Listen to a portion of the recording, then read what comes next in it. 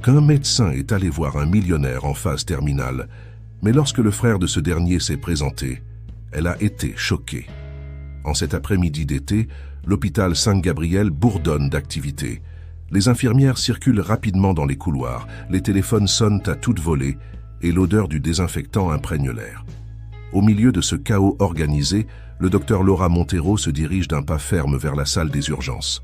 Sa blouse blanche flottait derrière elle tandis que ses yeux bruns, encadrés par des lunettes à monture fine, scrutaient le couloir à la recherche d'une urgence imminente. Laura est connue à l'hôpital pour son dévouement sans faille et sa capacité à rester calme dans les situations les plus stressantes. Cependant, rien n'aurait pu la préparer à ce qui était sur le point de se produire. Alors qu'elle tournait le coin de la salle d'urgence, Laura s'est arrêtée dans son élan. Son mari, Pierre Alvarez, est assis sur l'un des brancards, le visage pâle et l'expression douloureuse. Le cœur de Laura s'emballe. Que fait Pierre ici? Il devrait être dans son bureau, en train de gérer son empire commercial, et non à l'hôpital, avec un air si vulnérable. Pierre? La voix de Laura est un murmure lorsqu'elle s'approche du brancard. Qu'est-ce qui s'est passé? Peter lève la tête. Ses yeux bleus, normalement pleins de confiance, montrent maintenant un mélange de douleur et de culpabilité. Laura, je suis désolé. J'aurais dû te le dire plus tôt. Laura sentit le sol se dérober sous ses pieds. Me dire quoi? Peter prend une profonde inspiration avant de lâcher la bombe qui changera leur vie à jamais. J'ai un cancer, Laura. Un cancer en phase terminale. On me l'a diagnostiqué il y a 6 mois. Le monde de Laura s'est arrêté. Les mots de Peter résonnaient dans ses oreilles, mais son esprit refusait de les assimiler.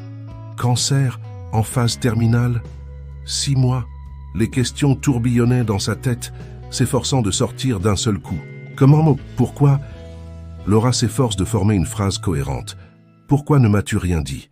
Peter baisse les yeux, incapable de faire face à la douleur et à la confusion dans les yeux de sa femme. Je ne voulais pas t'inquiéter. Je pensais que je pouvais m'en sortir tout seul, que peut-être que je trouverais un remède miracle avant d'avoir à te le dire. Laura sentit la colère se mêler au choc initial. Se débrouiller seul, un remède miracle. Peter, je suis médecin, comment as-tu pu me cacher une chose pareille? Les larmes commencent à couler dans les yeux de Peter. Je sais. C'était stupide et égoïste. J'avais peur, Laura. Peur de voir la déception dans tes yeux, peur d'être un fardeau. Laura ferme les yeux, essayant de contrôler le tourbillon d'émotions qui menace de la submerger. Lorsqu'elle les rouvre, son regard est empreint d'une détermination professionnelle. J'ai besoin de voir vos tests, de parler à votre oncologue. Nous allons affronter cela ensemble, Peter. Mais alors même qu'il prononçait ces mots, Laura sentit que quelque chose de fondamental s'était brisé entre eux. La confiance, pilier de leur mariage, s'était effondrée. Les jours suivants ont été un tourbillon d'examens, de consultations et de discussions tendues.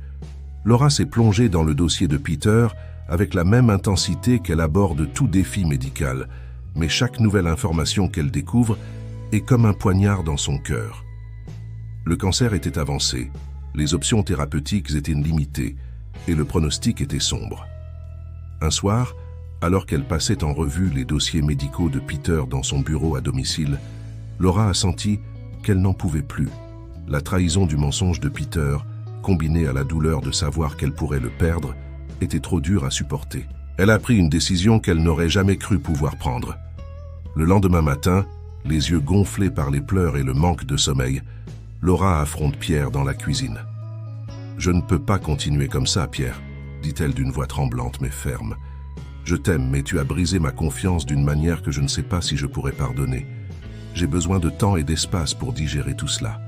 Je pense que nous devrions nous séparer. » Peter la regarde avec un mélange de douleur et de résignation. « Je comprends, Laura. Je sais que je t'ai profondément blessée. Si c'est ce dont tu as besoin, je le respecterai. » C'est ainsi qu'au milieu de la tempête émotionnelle provoquée par la maladie de Pierre, leur mariage prit fin. Laura s'est installée dans un petit appartement près de l'hôpital, se plongeant davantage dans son travail pour échapper à la douleur de sa vie personnelle. Laura était loin de se douter que ce n'était que le début d'une série de révélations qui allait ébranler les fondations de son monde et l'entraîner sur un chemin qu'elle n'aurait jamais pu imaginer. Quelques semaines après sa séparation d'avec Pierre, Laura se retrouve dans le laboratoire de l'hôpital où elle examine les résultats d'analyse de routine. Son esprit était partagé entre le travail et les pensées de son mariage raté quand quelque chose sur l'écran de l'ordinateur attira son attention. Elle fronce les sourcils et se penche plus près de l'écran. Les résultats de l'analyse de sang de son frère Charles montraient quelque chose d'inhabituel. Laura avait insisté pour que Charles subisse un examen complet après qu'il eut mentionné des symptômes inquiétants, mais ce qu'elle voyait maintenant n'avait rien à voir avec ces symptômes. « Ce n'est pas possible », se dit-elle en revoyant les données encore et encore. D'après les résultats, le groupe sanguin de Charles est incompatible avec celui de ses parents. Laura connaissait bien les bases de la génétique. Cela signifiait que Charles ne pouvait pas être l'enfant biologique de ses parents. Le cœur de Laura se met à battre la chamade. Comment est-ce possible? Elle et Charles avaient grandi ensemble, partageant une enfance pleine de souvenirs heureux. Ils avaient des photos de bébés, des histoires de famille. Comment pouvait-il ne pas être son vrai frère? Les mains tremblantes, Laura compose le numéro de Charles. Elle avait besoin de réponses, et elle en avait besoin maintenant. Laura? La voix enjouée de Charles retentit à l'autre bout du fil. Quoi de neuf, Serette? Tu as déjà reçu mes résultats. Laura prend une grande inspiration. Charles, il faut que tu viennes à l'hôpital. Il y a quelque chose dont nous devons discuter en personne. Il y a eu une pause. Laura, tu me fais peur, tout va bien? Juste, viens, s'il te plaît, c'est important. 1 heure plus tard, Charles entre dans le bureau de Laura. Son visage exprimait de l'inquiétude, mais aussi de la curiosité. Laura le regarde à la recherche de similitudes familiales qu'elle avait toujours considérées comme allant de soi. Maintenant, avec ces nouvelles informations, elle se demande comment elle a pu ne pas remarquer les différences auparavant. « Charles, assieds-toi s'il te plaît », dit Laura en indiquant la chaise devant son bureau. « Il y a quelque chose dans vos résultats qui a révélé quelque chose d'inattendu. » Charles s'assoit, son expression devient sérieuse. « Qu'y a-t-il, Laura? Suis-je malade ?» Laura secoue la tête. « Non, ce n'est pas ça. Charles, d'après ces résultats, ton groupe sanguin est incompatible avec celui de nos parents. Génétiquement, il est impossible que tu sois leur enfant biologique. » Le silence qui suit est assourdissant. Charles regarde Laura, puis les papiers sur le bureau. Puis à nouveau Laura. Son visage est passé par une série d'émotions. Confusion, choc, incrédulité et finalement, une sorte de résignation. « Charles, étais-tu au courant de tout cela ?»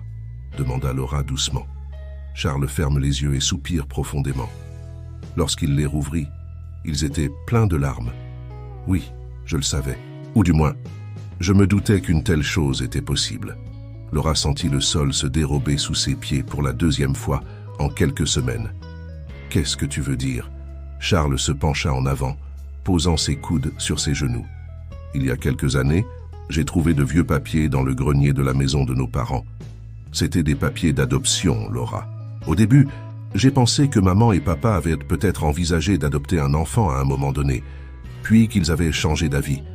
Mais il y avait quelque chose dans les dates qui ne collait pas. » Laura écoutait silencieusement, essayant d'assimiler cette nouvelle information. Charles poursuit. « J'en ai parlé à ma mère. Elle a fondu en larmes et m'a tout avoué. J'ai été adopté quand j'étais bébé. Mes parents biologiques sont morts dans un accident de voiture peu après ma naissance. » Les larmes coulaient maintenant librement sur les joues de Charles. Laura se leva de sa chaise et contourna le bureau pour étreindre son frère. « Non », se corrigea-t-elle mentalement, la personne qu'elle avait toujours considérée comme son frère. « Pourquoi ne me l'as-tu pas dit ?» demanda Laura, la voix brisée par l'émotion. Charles la serre dans ses bras. « Je ne voulais pas que les choses changent entre nous, Laura. J'avais peur que si tu le savais, tu me verrais différemment. Et puis, pour moi, vous êtes ma vraie famille. Les papiers n'y changent rien. » Laura se recula un peu pour regarder Charles dans les yeux. « Rien ne pourra jamais changer ce que je ressens pour toi, Charles. Tu es mon frère. Peu importe ce que dit un test sanguin ou un document d'adoption. » Ils s'étreignent à nouveau, laissant les larmes couler librement. Ce fut un moment de vérité, de redéfinition de leur relation, mais aussi de réaffirmation de l'amour qui les liait. Lorsqu'ils se sont finalement séparés, Laura s'est assise sur la chaise à côté de Charles, lui tenant les mains. « Qu'est-ce qu'on fait maintenant ?» demande-t-elle. Charles haussa les épaules. « Je ne sais pas, Laura. Une partie de moi a toujours voulu en savoir plus sur mes parents biologiques, mais une autre partie a peur que cela ouvre de vieilles blessures. Laura a hoché la tête en signe de sympathie. « Quoi que tu décides de faire, je serai à tes côtés. Si tu veux enquêter, je t'aiderai. Si tu préfères laisser les choses en l'état, je le respecterai. » Charles sourit faiblement. « Merci, Laura. Je ne sais pas ce que je ferais sans toi. » En sortant ensemble du bureau de Laura, ils ont tous deux senti que quelque chose de fondamental avait changé dans leur relation. Ils n'étaient plus de simples frères et sœurs par éducation, mais avaient consciemment choisi d'être une famille, malgré l'absence de lien du sang.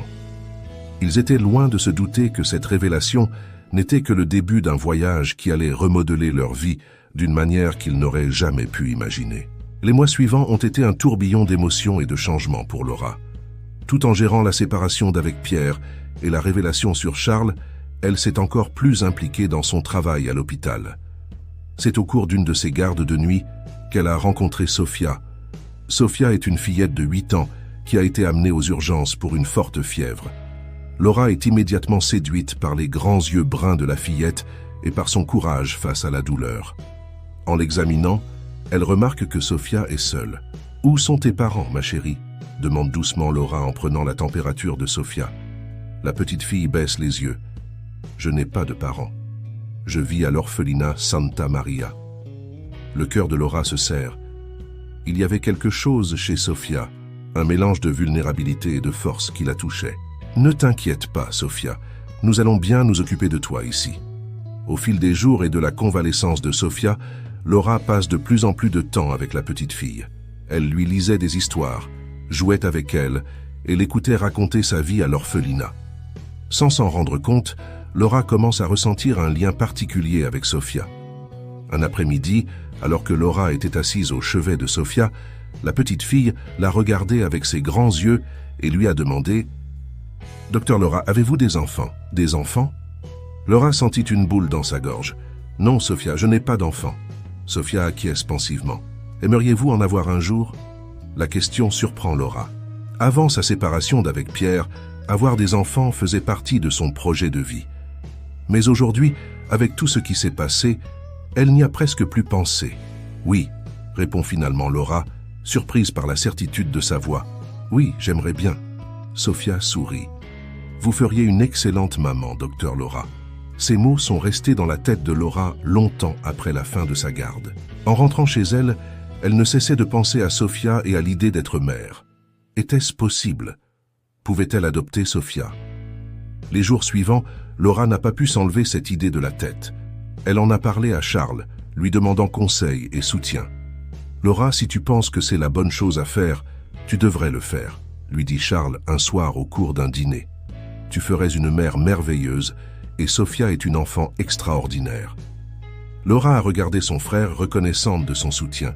C'est à ce moment-là qu'elle a remarqué quelque chose de différent dans la façon dont Charles la regardait. Il y avait dans ses yeux une chaleur qui allait au-delà de l'affection fraternelle. « Charles, » dit Laura doucement, « as-tu quelque chose à me dire ?» Charles eut l'air surpris pendant un moment, puis baissa les yeux, un léger rougissement couvrant ses joues. « Je ne sais pas comment le dire, Laura. Depuis que nous avons découvert que nous n'étions pas des frères et sœurs biologiques, mes sentiments pour toi ont changé. » Laura sent son cœur s'emballer. Une partie d'elle avait remarqué les changements subtils dans sa relation avec Charles, mais avait évité d'y penser trop. Aujourd'hui, face à la vérité, elle ne sait pas comment réagir. « Charles, commence-t-elle, mais il l'interrompt doucement. « Tu n'as pas besoin de dire quoi que ce soit maintenant, Laura. Je sais que c'est compliqué et que tu viens de vivre une séparation difficile. Je voulais juste être honnête avec toi. Quoi qu'il arrive, tu seras toujours la personne la plus importante dans ma vie. » Laura acquiesce, reconnaissante de la compréhension de Charles. « J'ai besoin de temps pour digérer tout cela, dit-elle finalement. Mais je te remercie pour ton honnêteté, Charles. » Les jours suivants ont été un tourbillon d'émotions pour Laura. D'un côté, il y avait l'excitation et la nervosité liées à l'idée d'adopter Sophia. D'un autre côté, il y avait les sentiments confus que les mots de Charles avaient éveillés en elle. Pendant ce temps, à l'hôpital, Laura continue de s'occuper de Sophia. L'état de la petite fille s'améliorait de jour en jour et Laura savait qu'elle devrait bientôt retourner à l'orphelinat. L'idée d'être séparée de Sophia lui causait une douleur qu'elle n'avait pas anticipée. Un après-midi, alors qu'elle jouait aux cartes dans la chambre d'hôpital, Sophia regarda Laura avec ses grands yeux bruns. « Docteur Laura, croyez-vous au choix des familles ?» Laura sourit, surprise par la profondeur de la question. « Oui, Sophia. En fait, je crois que ce sont les familles les plus fortes. » Sophia acquiesce, comme si Laura lui confirmait quelque chose d'important. « Alors penses-tu que nous pourrions être une famille, toi et moi ?» Le cœur de Laura a battu la chamade. À ce moment-là, elle sut avec certitude ce qu'elle devait faire. « J'aimerais beaucoup, Sophia, » répond-elle, les larmes aux yeux. « J'aimerais être ta famille. » Ce soir-là, Laura a appelé Charles et lui a demandé de la rejoindre à son appartement. Lorsqu'il est arrivé, Laura lui a fait part de sa décision d'adopter Sophia. « C'est merveilleux, Laura, » dit Charles avec un sourire sincère. « Tu seras une mère extraordinaire. » Laura a pris les mains de Charles dans les siennes. Laura prend les mains de Charles dans les siennes. « Merci, Charles. Et il y a autre chose que je voudrais te dire. » Elle respire profondément avant de poursuivre. « J'ai beaucoup réfléchi à ce que tu m'as dit. J'ai beaucoup réfléchi à ce que tu m'as dit, à tes sentiments pour moi. » Charles retient son souffle, attendant. « Je ne peux pas nier que j'ai senti que quelque chose changeait entre nous aussi, » poursuit Laura. « C'est déroutant et un peu effrayant, mais je pense que nous devrions explorer ces sentiments, ensemble. » Le sourire qui éclaira le visage de Charles fut éblouissant.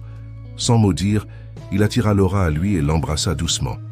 Un baiser plein de promesses et de nouveaux départs. Les mois qui suivirent furent un tourbillon d'activités. Laura a entamé le processus d'adoption de Sophia, Charles la soutenant à chaque étape. Leur relation s'est développée et renforcée, basée sur des années d'amitié et de confiance mutuelle. Enfin, le jour est venu où Sophia a officiellement emménagé chez Laura. Charles était là, aidant à décorer sa chambre et s'assurant que tout était parfait. Cette nuit-là, alors que Sophia dormait dans sa nouvelle chambre, Laura et Charles s'assirent sur le canapé, épuisés mais heureux. « Qui aurait cru qu'on finirait comme ça ?» dit Laura en s'appuyant sur le torse de Charles. Charles la serre dans ses bras. « La vie a des façons étonnantes de nous amener exactement là où nous avons besoin d'être, » répondit-il.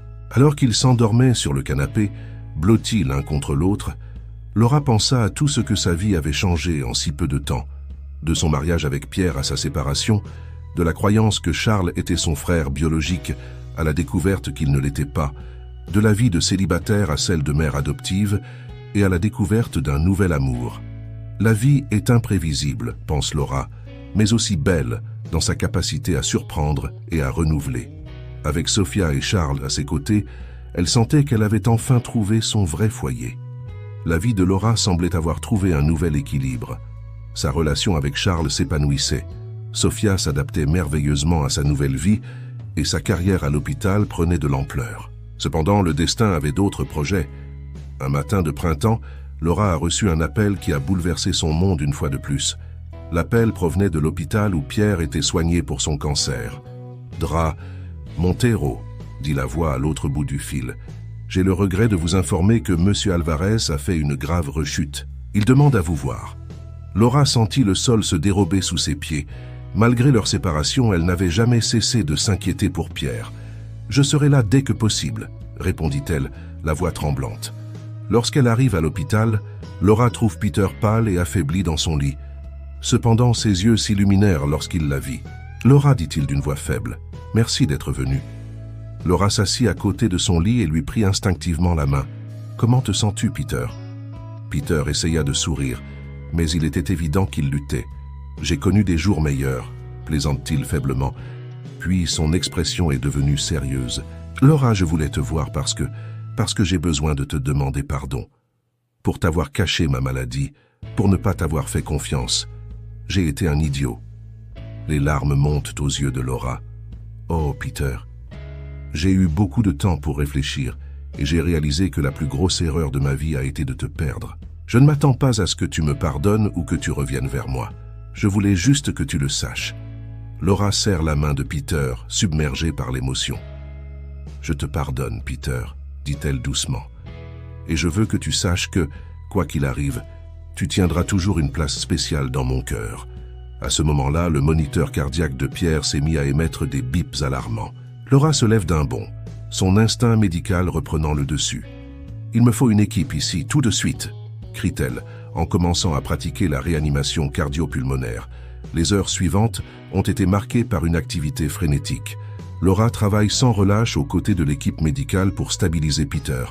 Finalement, tard dans la nuit, ils ont réussi à le mettre hors de danger.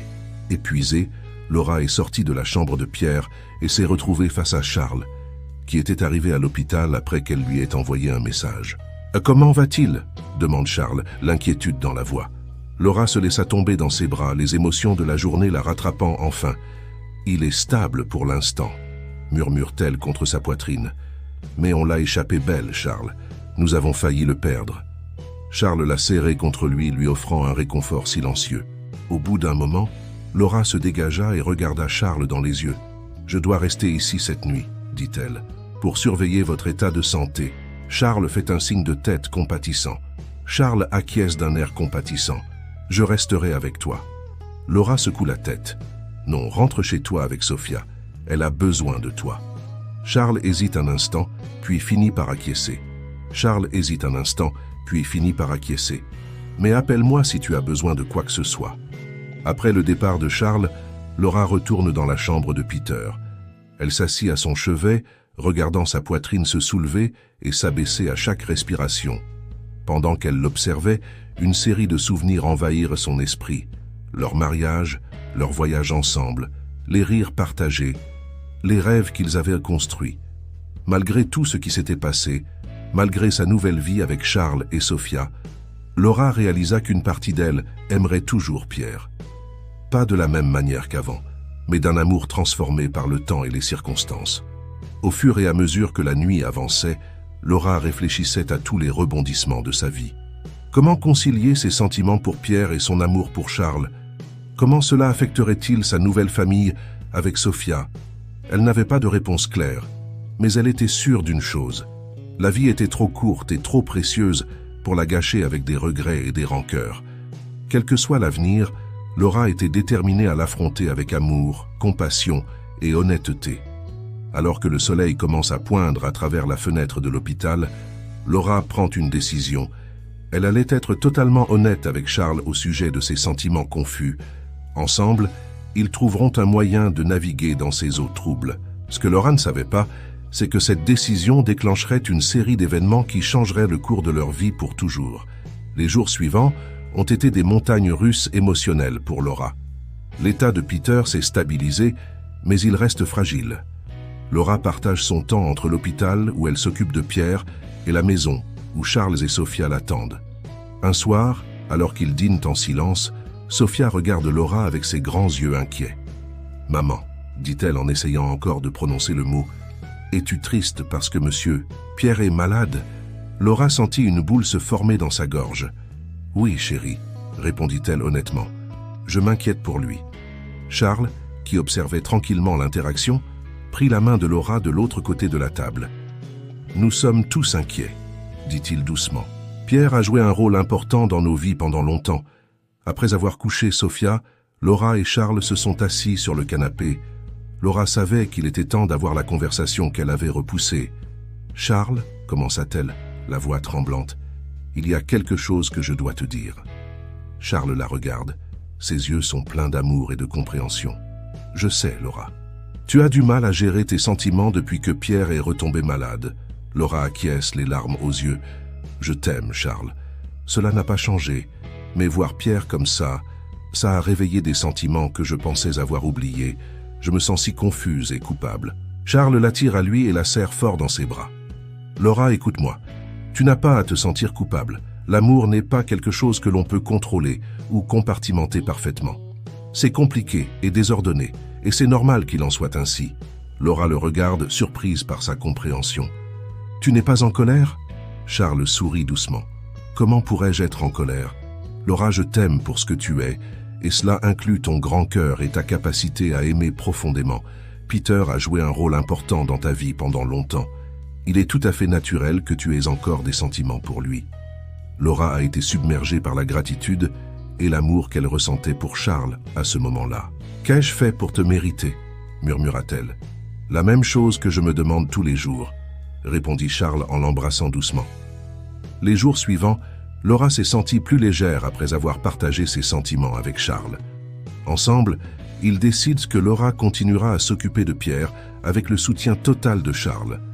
Un après-midi, alors que Laura est à l'hôpital avec Pierre, elle reçoit un appel inattendu. Il provenait du laboratoire de l'hôpital. Dr Montero, dit la voix à l'autre bout du fil. Nous avons les résultats des derniers tests de Monsieur Alvarez. Je pense que vous devriez venir les voir personnellement. Le cœur de Laura s'emballe. Qu'ont-ils bien pu trouver?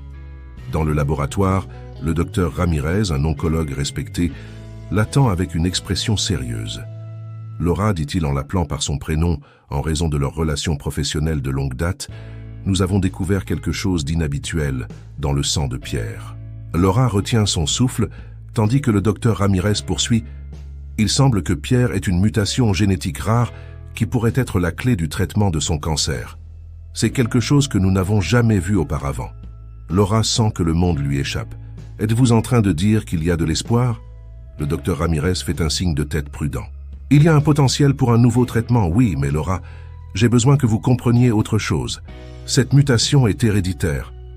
Laura fronce les sourcils, ne comprenant pas tout à fait. Que voulez-vous dire? Je veux dire, dit lentement le docteur Ramirez, que si Pierre a cette mutation, il est très probable que n'importe lequel de ses enfants biologiques l'aura aussi. À ce moment-là, Laura a senti le sol se dérober sous ses pieds. Son esprit s'est envolé vers une nuit, il y a plusieurs mois, juste avant qu'elle ne découvre la maladie de Pierre. Une nuit de passion et de réconciliation qui semblait désormais appartenir à une autre vie. « Oh mon Dieu !» murmure Laura en portant la main à son ventre. « Je suis enceinte. » Le docteur Ramirez l'a regardée avec surprise, puis avec compréhension.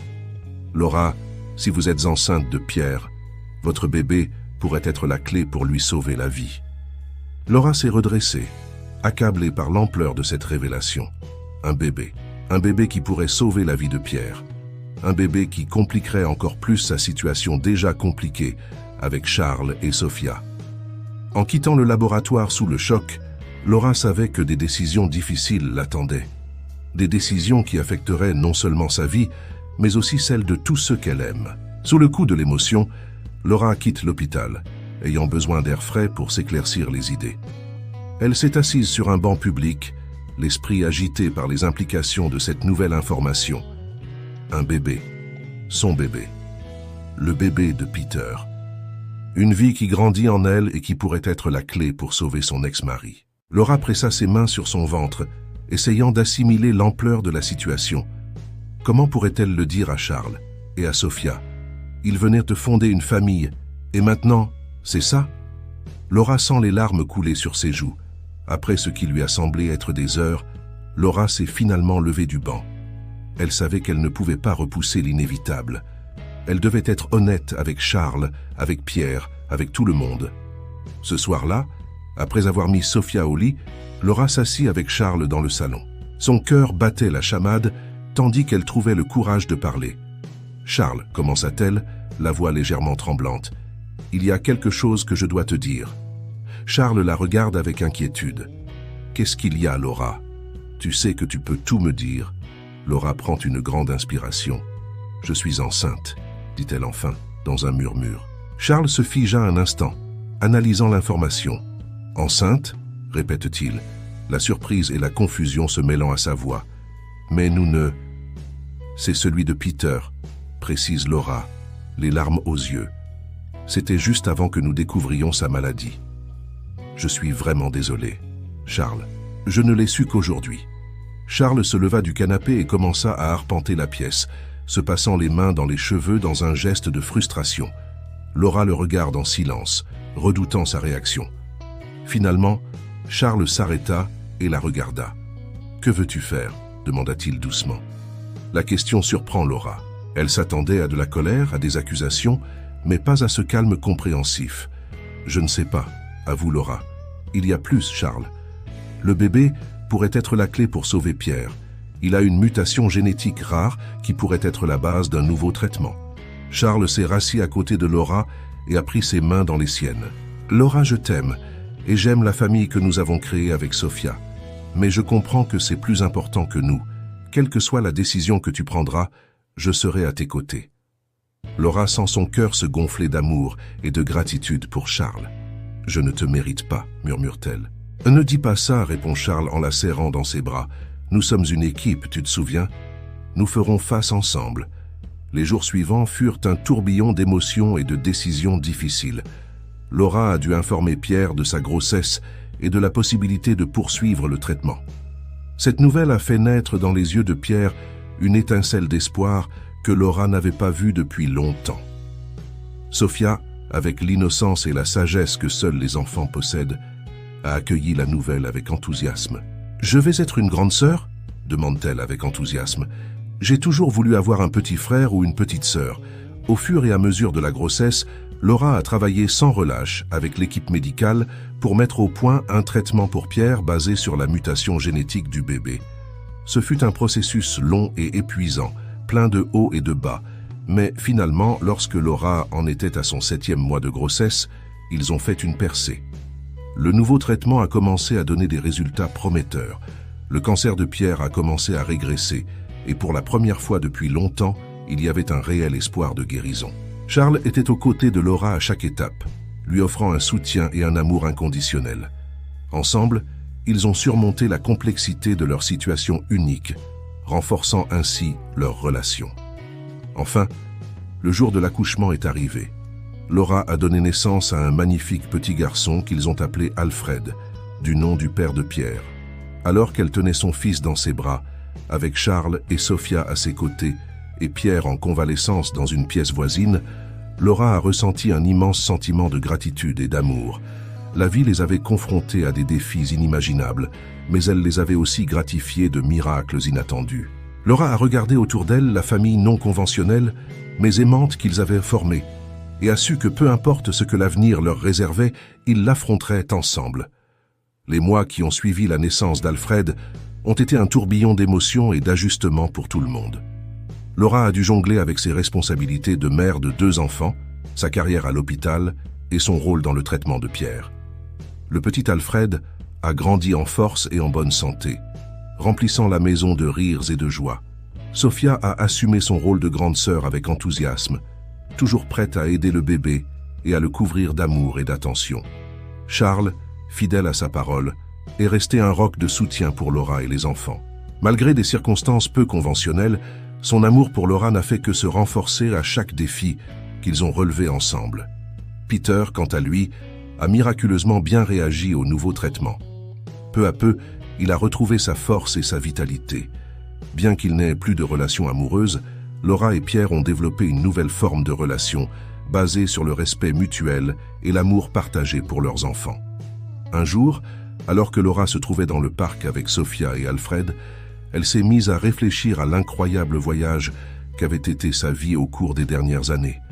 Elle regardait Sophia pousser la balançoire d'Alfred, les 2 enfants riant avec abandon, et sentit son cœur se gonfler d'amour. « À quoi penses-tu » demanda une voix familière derrière elle. Laura se retourne et voit Charles s'approcher en souriant. « À la chance que j'ai » répondit-elle en s'appuyant sur lui, tandis qu'il l'entourait de ses bras. « La vie peut nous surprendre de la manière la plus inattendue qui soit. » Charles acquiesce, le regard fixé sur les enfants. « Tu sais, quand j'étais plus jeune, j'ai toujours imaginé que j'aurais une famille normale. Une femme, 2 enfants, un chien peut-être. Je n'aurais jamais imaginé ça. » Il fit un geste englobant les enfants, Laura et implicitement toute la situation avec Peter. Laura le regarda, un pincement d'inquiétude dans la poitrine. « Tu le regrettes ?» Charles la regarde dans les yeux, l'air grave. « Pas une seconde. Laura, notre famille n'est peut-être pas conventionnelle, mais c'est la nôtre. Et je ne l'échangerai pour rien au monde. » Laura sentit des larmes se former dans ses yeux. Elle s'est mise sur la pointe des pieds et a embrassé Charles avec douceur. « Je t'aime », murmure-t-elle contre ses lèvres. « Et moi aussi », répondit-il en la serrant plus fort dans ses bras. Ce soir-là, après avoir mis les enfants au lit, Laura reçut un appel de Pierre. Sa voix était plus forte et plus claire qu'elle ne l'avait été depuis longtemps. « Laura, dit-il, j'ai de bonnes nouvelles. Les derniers tests montrent que le cancer est en rémission. » Laura sentit un poids s'envoler de ses épaules. « Oh, Peter, c'est merveilleux, dit-elle, des larmes de soulagement coulant sur ses joues. « C'est grâce à toi et à Alfred, poursuit Pierre. Je ne vous remercierai jamais assez de ne pas m'avoir abandonné. » Laura sourit doucement. « Nous sommes une famille, Pierre. Nous le serons toujours. » Après avoir raccroché, Laura rejoint Charles dans le salon. Elle lui a annoncé la bonne nouvelle pour Pierre, et ils ont fêté ensemble ce nouveau chapitre de leur vie. En se blottissant sur le canapé, Laura repense à tout ce qu'ils ont vécu. La douleur de la trahison, le choc des révélations familiales, la joie des nouveaux départs, la peur de la perte et, enfin, l'espoir d'un avenir radieux. « Tu sais quoi ?» dit Laura en regardant Charles. « Je crois que j'ai enfin compris. »« Comprendre quoi ?» demande Charles, curieux. « L'amour, répond Laura. Ce n'est pas quelque chose que l'on peut contrôler ou définir. C'est compliqué et parfois douloureux, mais c'est aussi beau et transformateur. Et en fin de compte, c'est ce qui fait de nous des êtres humains. » Charles sourit et embrasse le front de Laura. « Je pense que tu as raison, dit-il doucement. Et je suis reconnaissant de pouvoir expérimenter toutes ces facettes de l'amour avec toi. » Alors qu'ils s'endormaient dans les bras l'un de l'autre, Laura se sentit apaisée. Sa vie ne s'était pas déroulée comme elle l'avait prévu, mais d'une certaine manière, elle s'était même améliorée. Elle avait une famille aimante, un travail qui la passionnait et un avenir plein de possibilités. La route a été longue et pleine de rebondissements inattendus. Mais Laura savait que cela ne changerait rien. Chaque défi, chaque déchirure, chaque moment de doute l'ont amenée jusqu'ici. En regardant vers l'avenir, Laura se sentait prête à affronter toutes les aventures que la vie lui réservait, sachant qu'elle avait l'amour et le soutien nécessaires pour faire face à tout. Alors que le soleil se couche sur la ville, baignant sa maison d'une chaude lueur dorée, Laura ferme les yeux et sourit. Ce n'était pas la fin de son histoire, mais le début d'un nouveau chapitre, et elle était impatiente de voir ce que demain lui réservait.